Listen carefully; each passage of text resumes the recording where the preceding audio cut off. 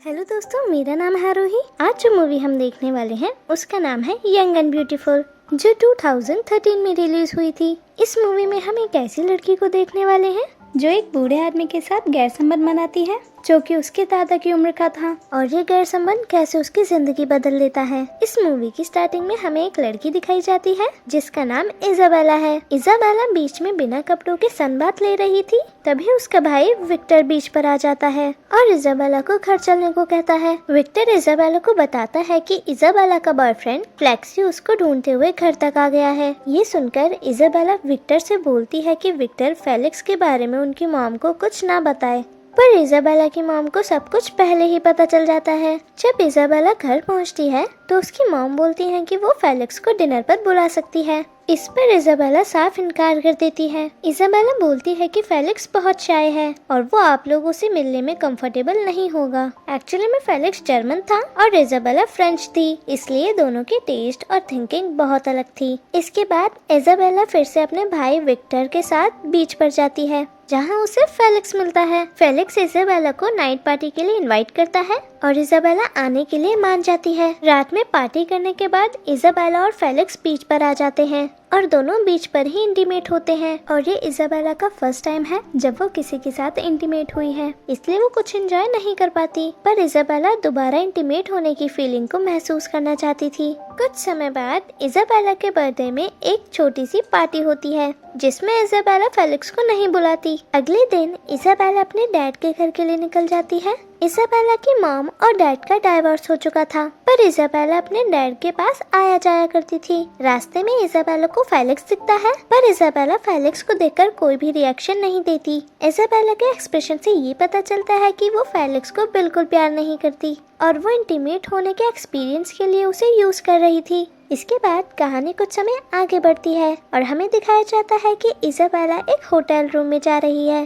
Gate खोलने के बाद इजाबेला देखती है कि रूम में एक बूढ़ा आदमी बैठा हुआ है जो इजाबेला का ही इंतजार कर रहा है। इससे हमें पता चलता है कि इजाबेला अब एक प्रोस्टिट्यूट बन चुकी है और वो पैसों के लिए किसी के भी साथ इंटीमेट हो सकती है। वो बूढ़ा आदमी अपना नाम जॉर्ज बताता है। जॉर्ज इजाबेला से बोलता है कि वो अभी बहुत छोटी लगती है। इस पर इजाबेला बोलती है कि उसने भी एक्सपेक्ट नहीं किया था कि जॉर्ज इतना बूढ़ा होगा।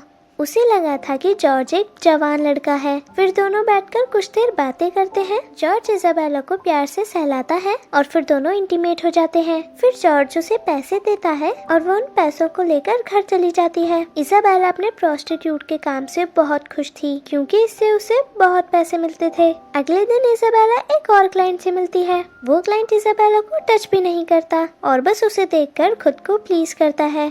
क्लाइंट इजाबेला को उसके पूरे पैसे भी नहीं देता और जब इजाबेला उससे अपने पूरे पैसे मांगती है तो वो क्लाइंट इजाबेला से बोलता है कि इजाबेला का प्राइस और औकात उतनी ही है जितने पैसे क्लाइंट ने दिए हैं। इजाबेला इससे बहुत अपसेट हो जाती है पर कुछ कर नहीं पाती और घर आ जाती है। रात को उसकी मॉम जबरदस्ती उसे एक मूवी दिखाने ले जाती है। वहीं थिएटर में उसे जॉर्ज भी दिखता है जो कि एक लड़की के साथ मूवी देखने आया होता है। इंटरवल में इजाबेला जॉर्ज को फिर से देखती है। इस बार जॉर्ज भी इजाबेला को नोटिस कर लेता है। इजाबेला न जाने क्यों जॉर्ज को बड़ा अजीब सा लुक देती है। कुछ देर बाद जॉर्ज इजाबेला को होटल रूम में मिलने का मैसेज करता है और इजाबेला चली भी जाती है। इस मीटिंग के बाद जॉर्ज और इजाबेला कई बार मिलते हैं। इजाबेला जॉर्ज से पूछती है कि थिएटर में जॉर्ज के साथ वो लड़की कौन थी। इस पर जॉर्ज इजाबेला को बताता है कि वो लड़की उसकी डॉटर है और कई सालों से जॉर्ज की बेटी और जॉर्ज में बातचीत बंद थी, पर अब जॉर्ज सब कुछ ठीक करना चाहता है, इसलिए वो महीने में एक बार अपनी बेटी के साथ टाइम स्पेंड करता है। इजाबेला जॉर्ज से उसकी वाइफ के बारे में पूछती है तो जॉर्ज उसे बताता है कि वो अपनी वाइफ को खुश करने की पूरी कोशिश करता है। जॉर्ज इजाबेला से भी उसके हालात पूछता है पर वो कुछ भी बताने से इनकार कर देती है। इस बार जब वो इंटीमेट होते हैं तो जॉर्ज की डेथ हो जाती है। इजाबेला बहुत डर जाती है और वो उसे बचाने की बहुत कोशिश करती है। इजाबेला बहुत घबरा चुकी है इसलिए वो वहाँ से भागने की कोशिश करती है। तभी इजाबेला बाथरूम में गिर जाती है और वो देखती है कि वहाँ कुछ टैबलेट्स हैं जिन्हें जॉर्ज अपनी परफॉर्मेंस बढ़ाने के लिए ले रहा था और इन्हीं टैबलेट्स की वजह से उसे हार्ट अटैक आया है। ये बात पुलिस को पता चलने मिलने के बाद पुलिस इन्वेस्टिगेशन स्टार्ट कर देती है, जिससे जॉर्ज और इजाबेला के रिलेशन के बारे में पता चलता है। ये सारी बातें पुलिस इजाबेला की माँ सिल्विया को बता देते हैं। पहले तो सिल्विया ये मानने से इनकार कर देती है कि इजाबेला ऐसा कुछ कर सकती है, लेकिन पुलिस सारे सबूत सिल्विया को दिखाती है, जैसे कि होटल रूम की सीसीटीवी फुटेज। अब सिल्विया को पता चलता है कि ये सब कुछ सच है, जिससे उसे बहुत शॉक लगता है। इजाबेला केवल 17 साल की थी, इसलिए उसे कोई सजा नहीं हो सकती। लीगल तो उसे विक्टिम ही माना जाएगा। बाद में पुलिस सिल्विया के घर आती है और उन्हें इजाबेला का लैपटॉप मिलता है, जिससे उन्हें पता चलता है कि इजाबेला ऑनलाइन क्लाइंट ढूंढती थी। इजाबेला के रूम में ढेर सारे पैसे भी मिलते हैं, जो उसने इस काम से कमाए थे। जब इजाबेला घर पर आती है तो उसकी मदर उसे बहुत मारती है। अब सिल्विया इजाबेला से ऐसा करने की वजह पूछती है, पर इजाबेला उसे कुछ नहीं बताती। यहाँ पे इजाबेला के मदर फादर उसे लेकर बहुत कंफ्यूज हैं और वो ये समझ नहीं पा रही कि उसने ऐसा क्यों किया। नेक्स्ट सीन में इजाबेला पुलिस को स्टेटमेंट देती है कि एक्चुअल में उसे एक आदमी ने अप्रोच किया था।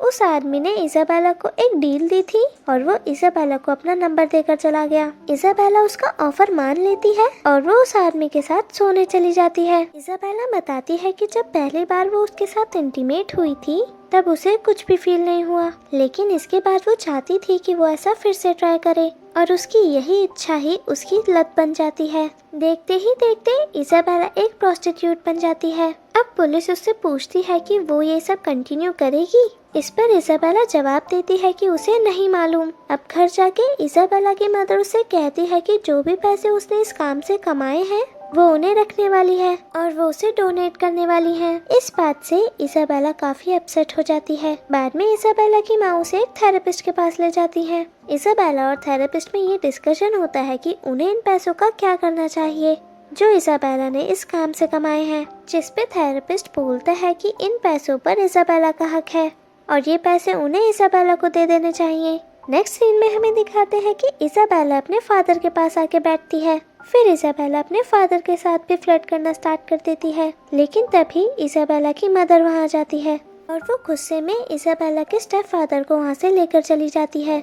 अगले दिन इजाबेला अपने थेरेपिस्ट के पास जाती है, जहाँ थेरेपिस्ट उससे सवाल करता है कि वो जॉर्ज से रेगुलर क्यों मिलती थी, जिसपे इजाबेला रिप्लाई देती है कि जॉर्ज बहुत स्वीट था और वो उसे बहुत अच्छा लगने लगा था। जॉर्ज भी उसे बहुत प्यार करता था। जिस दिन जॉर्ज की डेथ हुई उस दिन पहली बार था कि वो इंटीमेट हुए थे, इसलिए इजाबेला अब ऐसा कुछ नहीं करना चाहती थी। नेक्स्ट सीन में हमें दिखाते हैं कि इजाबेला के फ्रेंड का ब्रेकअप हो गया है और उसके फ्रेंड का मूड ठीक करने के लिए वो दोनों रात में एक पार्टी में जाते हैं। पर पार्टी में इजाबेला को कुछ अच्छा नहीं लगता, इसलिए वो बाहर आ जाती है, जहाँ उसका पुराना क्लासमेट एलेक्स उसे मिलता है। एलेक्स उससे डायरेक्ट ही पूछ लेता है कि क्या वो उसे किस कर सकता है। इजाबेला भी बिना कुछ सोचे उसे हाँ कर देती है। फिर दोनों रात भर काफी एंजॉय करते हैं, साथ ही साथ वो दोनों पूरी सिटी भी घूमते हैं। अब हमें दिखाते हैं कि इजाबेला और एलेक्स एक रिलेशनशिप में है और उनको काफी टाइम हो चुका है, लेकिन इजाबेला इस रिलेशन से अब खुश नहीं है, इसलिए अब वो एलेक्स से ब्रेकअप कर लेती है, क्योंकि कुछ न कुछ उसकी लाइफ में अब मिसिंग है जिसे वो ढूंढ रही थी। उसके पास अभी भी उसका पुराना वाला मोबाइल है। तभी वो देखती है कि उसके प्रीवियस क्लाइंट के बहुत सारे मैसेजेस आए हुए हैं।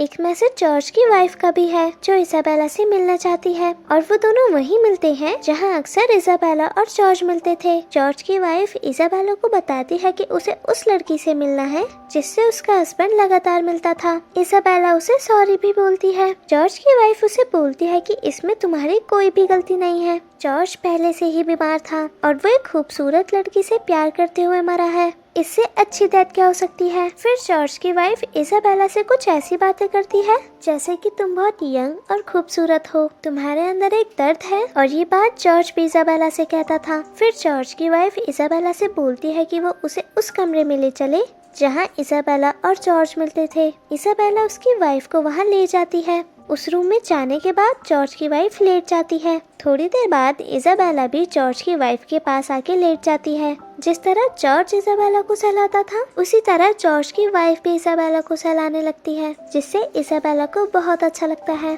और वो सो जाती है। थोड़ी देर बाद इजाबेला जब उठती है तो वो देखती है कि जॉर्ज की वाइफ जा चुकी है और यहीं ये मूवी एंड हो जाती है।